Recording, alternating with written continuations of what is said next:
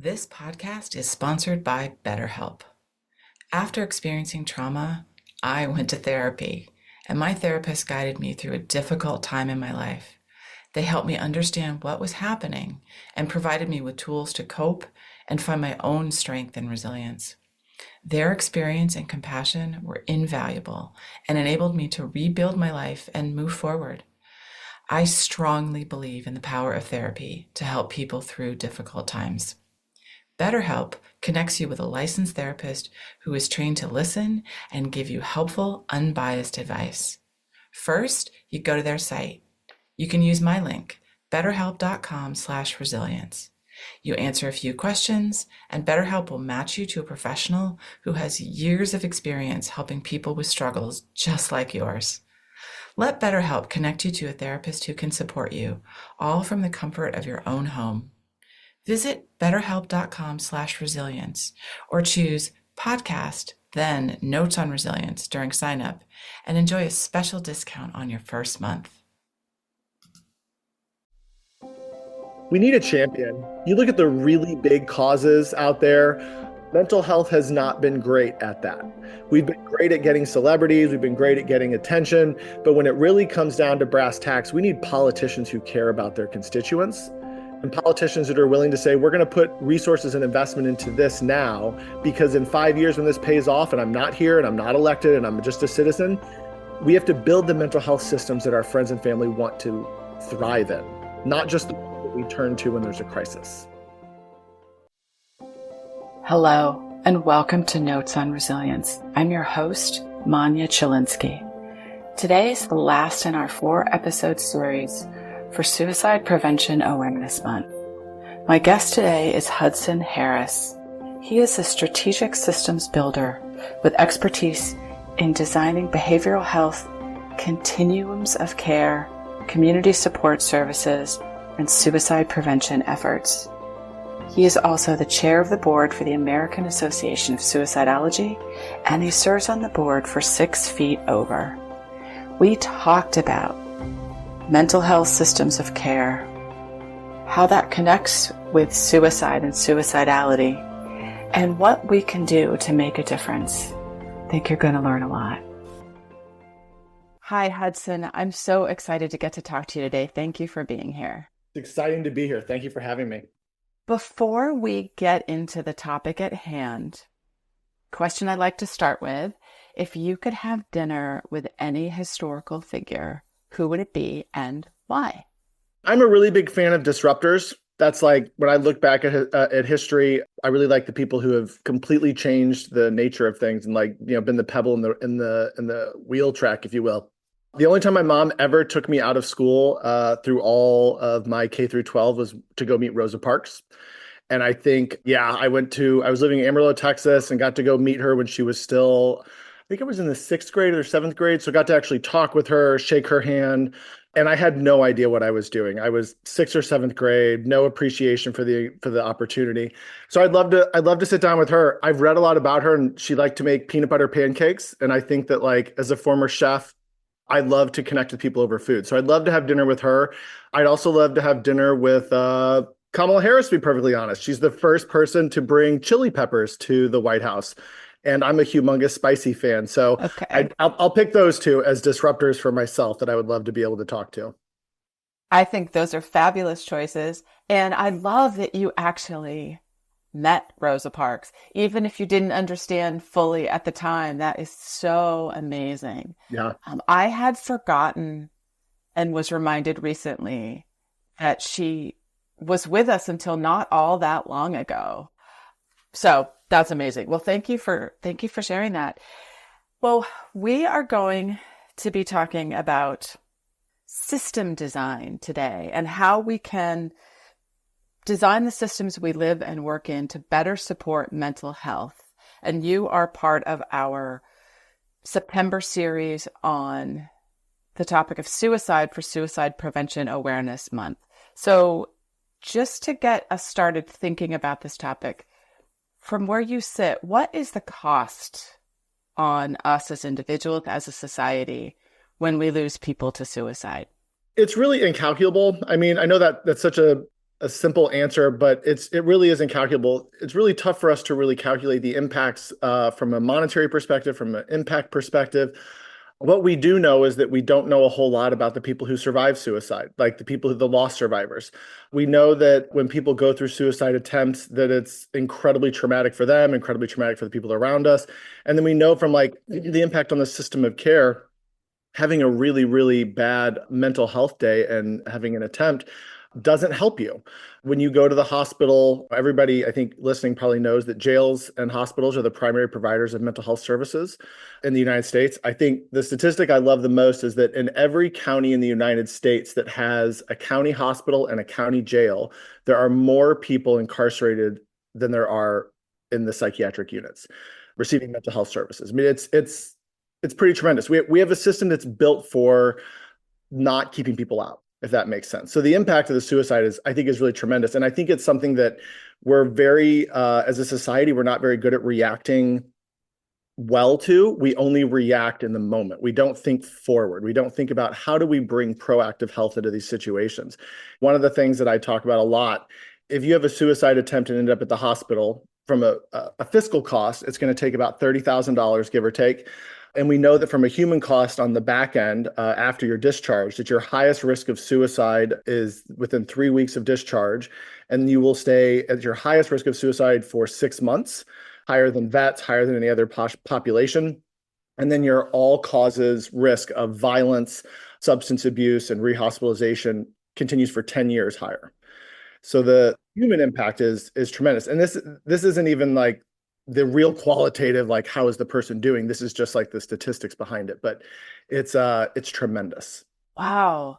I didn't realize the continued risk after an attempt. It's called the iatrogenic effect. It's the treatment is worse than the underlying condition. So by sending someone to the hospital to get treatment for behavioral health, or if they go to jail and they get treatment, all of their risks are elevated tremendously, a really long period of time. Wow.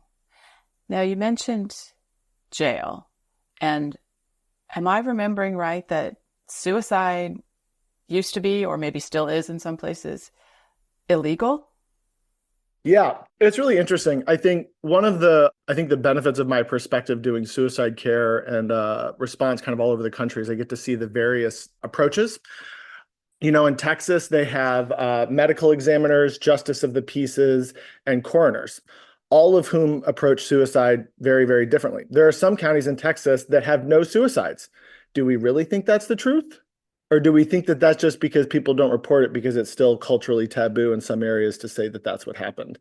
And so it's one of those things that like we don't really have a good handle on just how bad the problem is. And like having been in this field now for 10 years and seeing the numbers continue to climb, I really don't believe it's because we aren't reaching people. It's because more people are getting worse and worse in their own head. And then the tools and the things that we can use to help people, we're not investing in. So the demand is increasing because everything has been really challenging the past few years for everybody, but we're not really getting into the heart of it. And we don't really know how bad that problem is because we don't report. Right.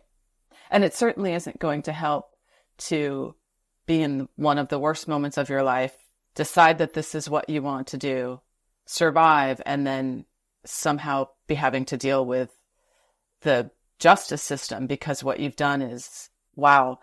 Well, and if you really want to get thrown for it, this is another one. I'm on the board of an organization called 6 Feet Over. We do postvention suicide support. So friends and family of impacted friends and family of people who've died to suicide.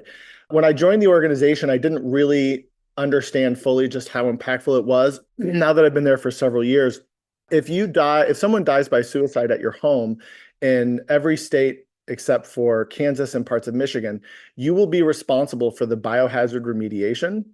Oh, yeah, it's pretty incredible. So the organization that I'm with, we help people with the biohazard remediation and cleanup, funerary costs, lost wages, all of these things.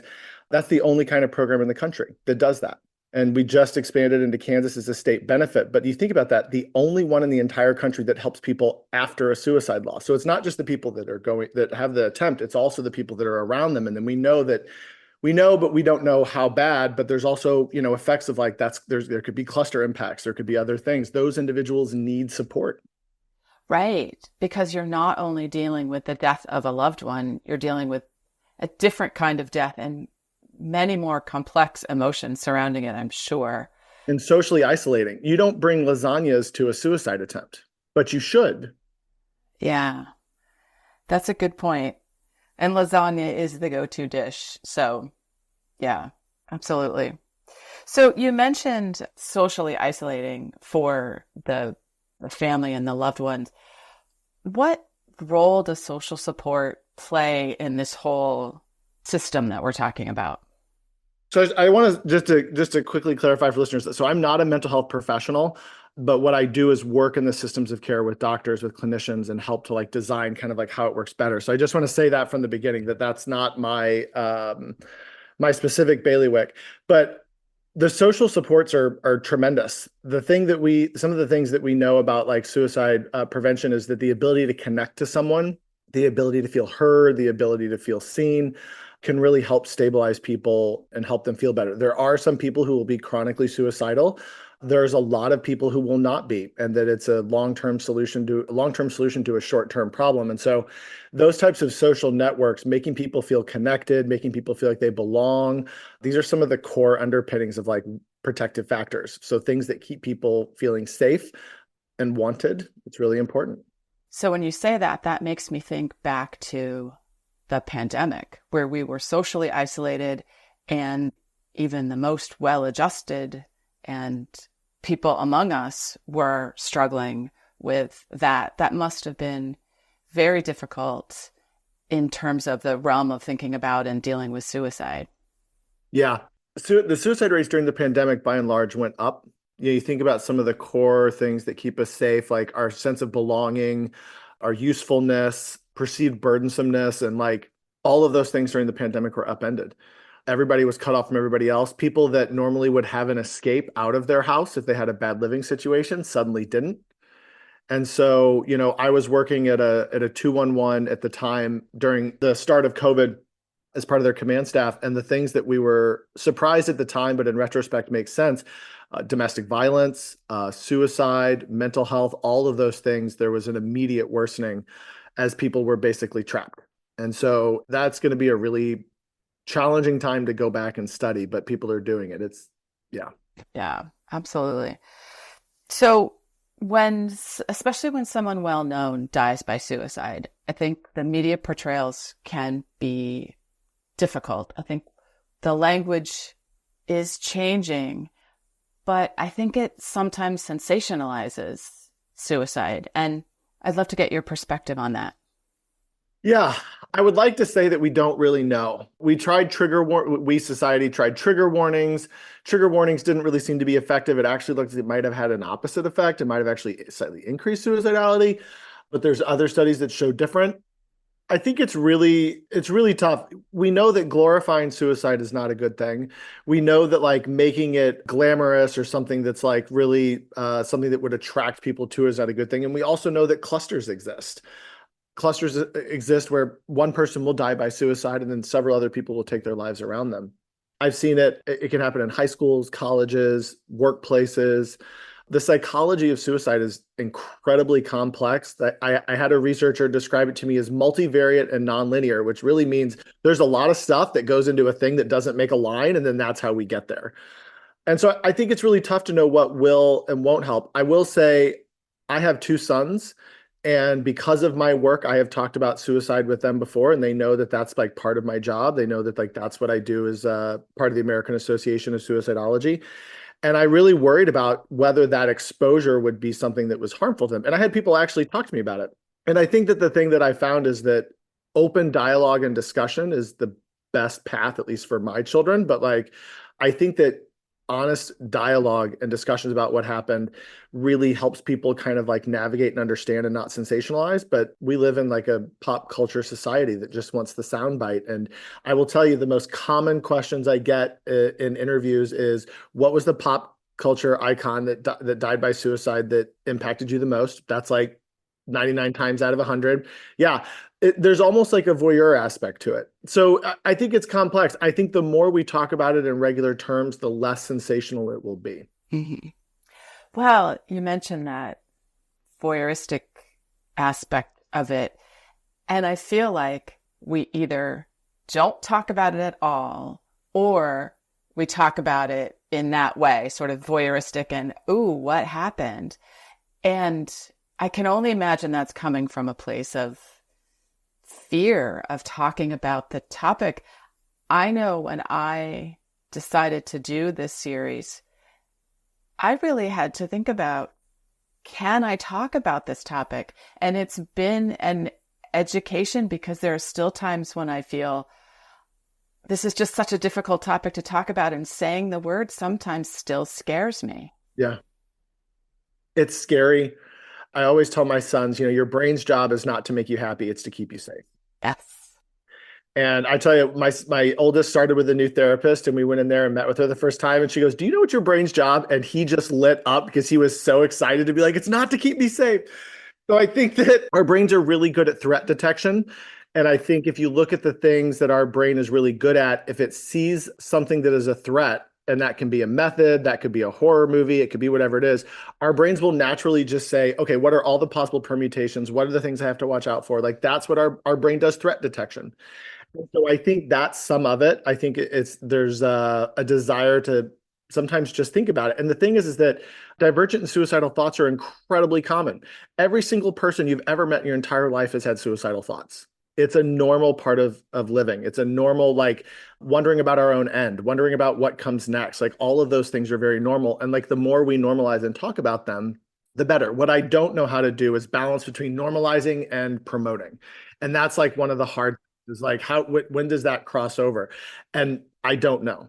And I don't know. I don't even know how to begin that discussion. It's out of my wheelhouse, but I feel like it's one of those things that it's worth exploring, because when I've given talks on suicide and I've had parents come up to me and talk to me about what it was like to feel like someone understood what they went through, or I've had kids come up and talk to me, it's really powerful. It's super emotional and vulnerable.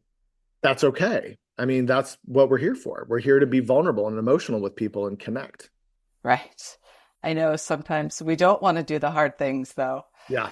I'm glad to hear you say that basically everyone has had these thoughts. At the beginning of the pandemic, I had suicidal thoughts, and they scared me because I thought, well, I don't want to do that. That's not my path. Why is this thought here? And yeah, it was very scary. And I think it's really critical, as you say, to normalize it and understand that we all have those thoughts, and having those thoughts doesn't mean there's something wrong with you. Yeah. I mean, if you think about it, our brains are just computers, and like, our sense of self, our ego, whatever you want to call it, our individual personality is not our brain, but we conflate the two very often. And so our brain's job is threat detection, and it's just always going to do that. It's just always going to look for the threats. It's just always going to be like, I wonder if that log rolled off the truck and smashed into my car, if I could avoid it. Like, it's always going to do those things. So separating just a little bit to say, I can have these thoughts and they aren't me. Yes. It's important. But if we taboo them, if we run away from them, if we always talk about how scary they are, all that does is push people more towards extreme levels of thinking. It's just like the kids. If you have a super strict parent or a super lax parent, the kid's always going to go the opposite direction if you're anything but the middle to them. Yeah. You work in system design, and you think about the whole system and behavioral health and how can we fix this. So are there some policy changes that you think could help us address this issue? Yeah, I think at the very beginning, we have to decide that we want a system of care that's proactive and not reactive. We have, going all the way back, if you want a good read, go back and look at the Reagan and JFK years when they deinstitutionalized America. And it pushed us into, I don't know, 30 years or so. Mental health isn't real. It's not a real science. Like, it just kind of, you look at things like HIPAA and high tech in the late 90s that brought billions, $30 billion into the EHR field. Behavioral health and psychiatric inpatient providers and substance abuse providers were excluded. You have an entire field of our medical complex that was not included in that. Wow. We as a society have made conscious decisions towards not promoting the integration of mental health care into our communities, and we need to. And we need to look at it from a perspective of mental health providers should be representative of the people they serve. We have a dramatically overweight provider population in the United States, and it's not getting better. We have to really look at what is the things that communities need at the ground level from a proactive health perspective, and then say, how do we accomplish those things with resources and funding? Because I can tell you, we do know what doesn't work. And like, I will stamp my name on this. We do know that the method of funding mental health right now is an abject failure. Full stop. We do cost basis, 1 year contracts, cost plus, optional 1 year renewals. All of these things mean that we are never investing in our mental health care system. And if we don't have a place to invest in our proactive mental health care system, what are we going to do? We need more beds. We need more jails. And I will tell you, you look at like things like the Austin State Hospital redesign, where they went and they did the first, I would say, enterprise level research on how many new beds they needed for their part of Texas. So Texas State Hospital, for listeners, is Texas is cut into thirds. This is the Austin State Hospital District, like the bottom third of the state. The University of Texas opened the first D1 medical school in like the past 50 years. And part of they created the design and health program, but at Del Met, where they brought in human-centered design executives to help run a medical school. Because it's not enough to treat, you have to design, you have to know how these things work. And they did a multi-year, multi-million-dollar study. Do you know how many new beds they recommended for that part of Texas? 0. Wow. And I will tell you, having worked in communities coast to coast and some out of this, there are a lot of places that don't need new beds, but what they do need is proactive investment into their healthcare system that's not reactive. Because what we do is that anytime there's something wrong, give more money to the cops, give more money to the police, give more money to the hospitals, those types of things. When we have like a library of evidence-based practices that we know work, that we know will actually impact people in randomized clinical trials. Just before the pandemic, this was the last one of the studies that I saw like this. They did a survey of all of the behavioral health visits to emergency rooms across the country, and fewer than 1 out of 3 received evidence-based practices. That would be like going to the ED with a broken ankle and having someone go, you know what? I wonder if we just kind of left it at an angle, if that would be okay. Yes. But we can do these things and we can do hard things. Like I've been a part of truly transformational efforts. I was part of an 1115 mental health jail diversion program in Texas, where we ended up helping them close a jail pod. We diverted sufficient number of people away. Was part of a program we were able to bring down inpatient bed days by 50% in 6 months for one of the largest metro areas in the country, not with crazy amounts of system change. Like that last one, we had one common platform where we did an assessment of every individual that walked into an ED or into a jail with the same platform, and then coordinated care. Remarkable, crazy stuff. We have the tools, we have like the abilities, we have the evidence-based practices, but we don't invest. That's the system design piece. Yeah. Why aren't we investing? What's the barrier? Have you ever seen somebody try and say that they want to reduce funding to police or reduce funding to critical infrastructure or reduce funding to like a local hospital or anything like that? We are very, very good at listening to the loudest voices in the room, but we've got decades of overinvesting into police and hospital responses, and this is what we get. So we have to make the choice. We have to make the choice that we're going to do, set-asides. Programs like the certified community behavioral health clinics are incredible steps. And like it's shown, the mental health field is on the way and ready to adapt to change. But we need to give mental health providers the ability to innovate, the ability to like really work with their staff and build teams and engage with the community. And the changes can happen so rapidly. I was talking with Douglas County, Kansas. They did a bond to build a new crisis center. And it's a wonderful method of financing, one of my favorite ways to approach it. But I think the important thing I like to pass on is when that center opened, they set it up so that when the center opened, it made revenue, the revenue paid for the bond. When the bond is paid off, then it will pay for uninsured. But the really immediate impact was really transformative. They had a gentleman who had been in jail 8 out of the past 10 years for not real charges, but getting picked up for homeless, vagrancy, et cetera. After the crisis center opened, he had not been in jail in 4 months, which was the longest he had gone, and nobody was sure how long. They went back and looked at the ED visitors for that emergency room that were behavioral health calls the prior year. 80% of the people did not return the following year when the crisis center opened because they were getting community-based proactive care. Right. 80%. Wow. That is amazing. It seems like some people have the will to make these changes. We just don't have it on the larger scale. We need a champion. You look at the really big causes out there, Mm-hmm. mental health has not been great at that.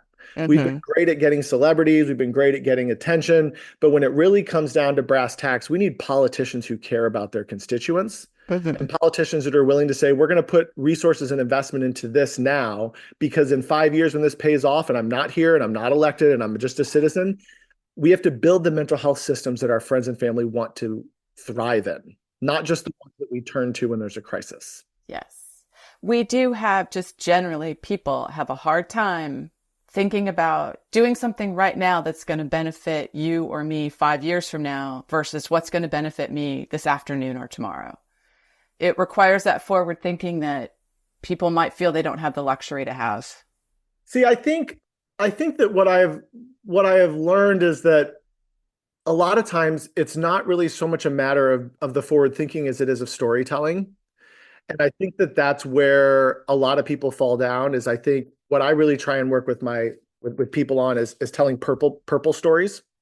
And so, when I go into communities or I work with them, I will tell the fiscal side of things, if that's the room first, and then I will tell the human side of things. And if it's the other way around, I will flip it. But I think what I have learned about behavioral health is that it has been so underutilized and under-resourced for so long. There is just a mountain of low-hanging fruit that we can go after. And the low-hanging fruit is of such impact that you can have impacts like I described, 50% bed reduction in inpatient days in 6 months. Unbelievable. The jail diversion program I told you about, we brought down average daily jail population for mental health individuals by 22%. I mean, huge impacts. All it took was consistent evidence-based approach that was well funded. Having just finished up a couple of really big assessments, I will tell you, dozens and dozens of interviews, the most common themes keep coming out. If everybody wants to get a free system analysis report out of their system of care, here it is. Coordinate your care, extend contracts so that they aren't 1 year cost basis, pardon my French, bullshit, and invest in the providers and they will invest in you. But providers won't invest in their own staff as much as they could. They won't invest in their own technology, their own procedures, their buildings, if their contract could be canceled next week. And this doesn't mean we need to give 10 or 20-year contracts, whatever. But you look at the things that stabilize mental health organizations, really stabilize it. And a lot of times it's a building. A lot of times it's like a physical space. The Miami Center for Mental Health and Recovery, absolutely wonderful organization. The Advocate I was just reading through some of the materials there with the Advocate program. Go check them out. The county of this, I believe it's Miami-Dade, did a 100-year lease for $1 a year to the Advocate program to give them a full-scale jail diversion center. And now you have your justice, your public defender, your district attorney, you've got a barber, you've got a primary care, you've got all sorts of services that are there to help people get back on their feet. I think at the real root of it is that it's much easier when you're having a good day to be like, if I was having a bad day, I'd know what to do. Uh-huh. And it's just not true. And sometimes you need someone to say, hey, come on in. Let's get you a haircut. Let's talk to your public defender. Let's get you a release. One of the things that has just blown my mind is in working in mental health jail diversion is that it's one of those fields where you can really impact lives.